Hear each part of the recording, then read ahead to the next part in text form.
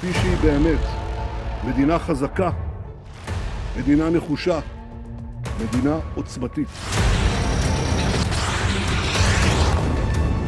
7 अक्टूबर को इजराइल और हमास के बीच चल रहे युद्ध को 1 साल पूरे हो जाएंगे। इस 1 साल तक चले युद्ध में इजराइल की भिड़ंत अभी तक किसी भी देश के साथ नहीं हुई है।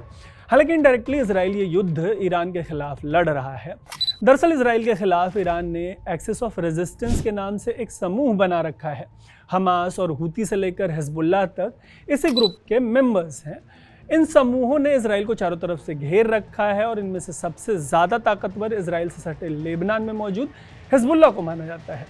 जब से इजराइल ने हमास के खिलाफ जंग छेड़ी है, तब से हिजबुल्लाह ने अपने हमलों से इजराइल के नाक में दम कर रखा है। लेकिन 28 सितंबर को इजराइल के हाथ तब एक बड़ी सफलता लगी जब नसरल्लाह के मौत की पुष्टि हुई। और अब बात ये हो रही है कि नसरल्लाह को मारकर इजराइल ने ईरान का जो एक्सेस ऑफ रेजिस्टेंस है उसकी कमर तोड़ दी। ऐसे में इस स्टोरी में बात करेंगे इसके बारे में कि नसरल्लाह की मौत का ईरान के एक्सेस ऑफ रेजिस्टेंस पर क्या असर पड़ने वाला है और इजराइल युद्ध का रुख किस तरफ मोड़ रहा है और इन सब का भारत पर क्या असर पड़ने की संभावना है। मारे जाने से पहले 32 सालों तक नसरल्लाह हिजबुल्लाह का मुखिया रहा। मारे जाने वालों में नसरल्लाह अकेला नहीं है। इजराइल ने इस संगठन की लगभग पूरी टॉप लीडरशिप को मार गिराया। इससे पहले हिजबुल्लाह पर इजराइल के हमले तब शुरू हुए जब 17 से 18 सितंबर को लेबनान में पेजर और इलेक्ट्रॉनिक डिवाइसेस में धमाका होने लगा। रिपोर्ट्स में ये निकलकर सामने आया कि जिन इलेक्ट्रॉनिक डिवाइसेस में धमाके हो रहे थे उन्हें हिजबुल्लाह के लड़ाके इस्तेमाल कर रहे थे।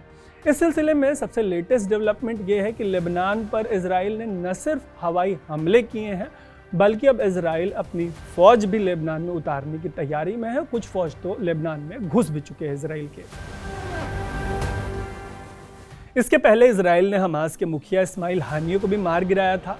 हानिये को ईरान की राजधानी तेहरान में मार गिराया गया। हानिये की हत्या तब हुई जब वो ईरान के नए राष्ट्रपति के शपथ ग्रहण में हिस्सा लेने पहुंचा था और यह हत्या कहीं और नहीं बल्कि तेहरान के एक मिलिट्री गेस्ट हाउस में की गई थी। ऐसे में हानिये की हत्या ही ईरान को उकसाने के लिए काफ़ी थी, लेकिन इजराइल ने नसरल्लाह को भी मार गिराया। यही नहीं, यमन में भी ईरान के एक्सिस ऑफ रेजिस्टेंस से जुड़ा जो ग्रुप है हूती विद्रोहियों का, इजराइल उनको भी निशाना बना रहा है। और इजराइल के ऐसे एक्शन से बिल्कुल साफ है कि हमास के खिलाफ 1 साल तक चले युद्ध के उसके कैंपेन में वो एक भी कदम पीछे हटने को तैयार नहीं है, बल्कि वो 4 कदम और आगे बढ़ रहा है और ईरान को उकसाने की कोई कसर बाकी नहीं छोड़ रहा। ऐसे तथ्यों से साफ है कि इजराइल ने ईरान के एक्सेस ऑफ रेजिस्टेंस की कमर काफ़ी हद तक तोड़ दी है और ईरान को बेहद कमज़ोर बना दिया है। ऐसे में 7 अक्टूबर 2023 से पहले मिडिल ईस्ट में इजराइल के फेवर में जो एक हवा चली थी उसके इकलौते विरोधी ईरान के अलग थलग पड़ने की सूरत दिखाई दे रही है।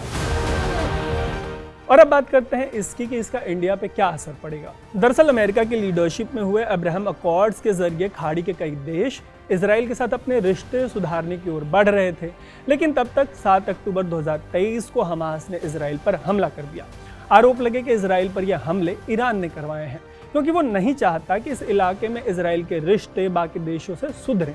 हालांकि अब जब ईरान बेहद कमज़ोर पड़ रहा है तो उसके विरोध के भी कमज़ोर पड़ने की संभावना जताई जा रही है। ऐसी पॉसिबिलिटीज़ के साथ इंडिया मिडिल ईस्ट कॉरिडोर के रास्ते जो हैं वो खुलने की पॉसिबिलिटी बढ़ेगी। इसी पर हम आगे बात करते हैं।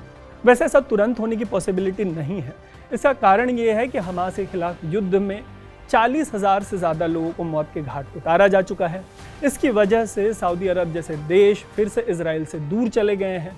हालांकि इतनी मौतों के बाद भी सऊदी जैसे देशों ने इजराइल के खिलाफ कोई सख्त रुख नहीं अपनाया है। सऊदी का ये रुख नया है क्योंकि इसके पहले जितने भी विवाद हुए हैं वो इजराइल की तरफ न्यूट्रल नहीं रहा करता था सऊदी अरेबिया। इसी तरह से भारत और ईरान के रिश्ते भी बदल रहे हैं। ऐसी कई वजहें हैं जिसकी वजह से बीतते समय में भारत ईरान से दूर हुआ है। इसका सबसे ताज़ा उदाहरण सितंबर महीने में तब सामने आया जब ईरान ने भारत के आंतरिक मामलों में टिप्पणी की। इसके जवाब में भारत ने ईरान को डांट लगाई, फटकार लगाई। ऐसे में ईरान से सबकी बढ़ती दूरी, हिजबुल्लाह जैसे संगठन का कमज़ोर पड़ना कई देशों के फायदे का मामला है।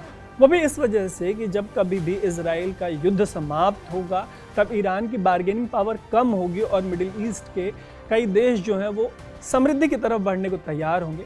वैसे भी इसराइल और फिलिस्तीन के 2 स्टेट थ्योरी को लेकर भारत का मानना है कि इसे अरब और इसराइल के बीच बातचीत से सुलझाया जा सकता है, लेकिन ईरान ने कभी ऐसा होने नहीं दिया।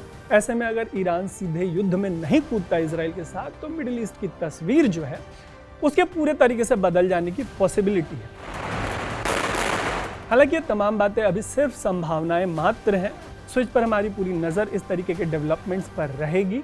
कमेंट बॉक्स में आप अपनी ओपिनियन जो है, अपना जो एक्सपर्ट कमेंट है वो ज़रूर बताइएगा। बाकी ऐसी ही स्टोरीज़ के लिए स्विच को फेसबुक, यूट्यूब और इंस्टाग्राम पे फॉलो और सब्सक्राइब ज़रूर कर लीजिएगा। देखते रहिएगा स्विच। मेरा नाम है तरुण।